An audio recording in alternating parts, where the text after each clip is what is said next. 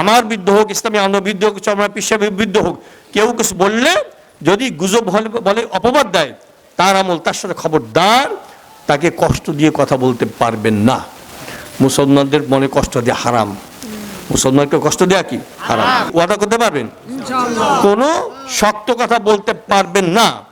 হাদিস শরীফে আছে, আল্লাহ পাকে হাবিব জিজ্ঞাসা করলেন সাহাবায়ে কেরামকে, বলো তো একটা গাছ আছে মুসলমানের মতো, কিসের মতো? সাহাবায়ে কেরাম তন্ন তন্ন করে মনে মনে খোঁজে, গাছটা কই? তো একজনের মনে আসছে একটা গাছ, বলতে পারে না, ছোট মানুষ।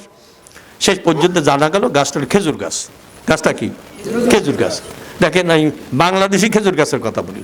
এখন শীতকাল না, শীতকালে কি করে? গাছ কাটে। প্রত্যেকটা গাছের দিকে তাকালে হাসি দেখা যায় না?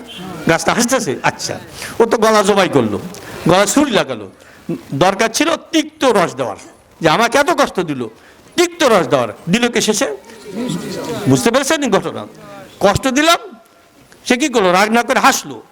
আর জবাই করলাম, তিক্ত রস না দিয়ে কি করলো? এগুলো মুসলমানদের চরিত্র। আর সাথে যারা তারা কষ্ট পায়, যে এত গালিগালাজ করে, এত বেশি কথা বলে, জবাব দেয় না করে। বুঝতে পারছেন ঘটনা?